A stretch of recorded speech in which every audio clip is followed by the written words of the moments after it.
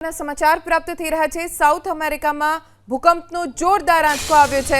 South અમેરિકામાં 8ની તીવ્રતાનો ભૂકંપનો આંચકો। ભૂકંપ પછી સુનામીનું પણ એલર્ટ જાહેર કરવામાં આવ્યું છે। એન્ટાર્કટિકા અને દક્ષિણ અમેરિકા વચ્ચે ભૂકંપ આવ્યો છે।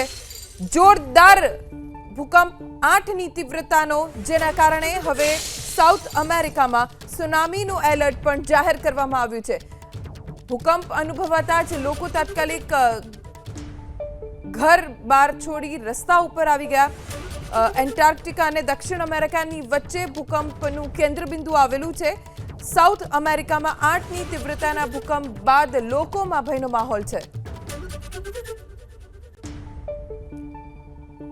हाल जे जानकारी मળી છે તે મુજબ 8ની तीव्रताનો ભૂકંપનો આંચકો, જે ખૂબ મોટો આંચકો કહેવાય, હજી સુધી કોઈ જાનહાનિના સમાચાર પ્રાપ્ત નથી થયા, પણ સુનામીનું એલર્ટ જાહેર કરી દેવામાં આવ્યું છે।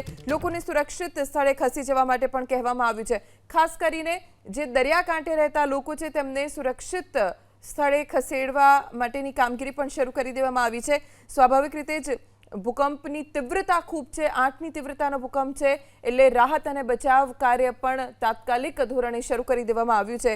લોકો ભયભીત થઈ ગયા છે કેમ કે ખૂબ મોટો આ ભૂકંપનો આંચકો છે। સુનામીનું પણ એલર્ટ જાહેર કરવામાં આવ્યું છે।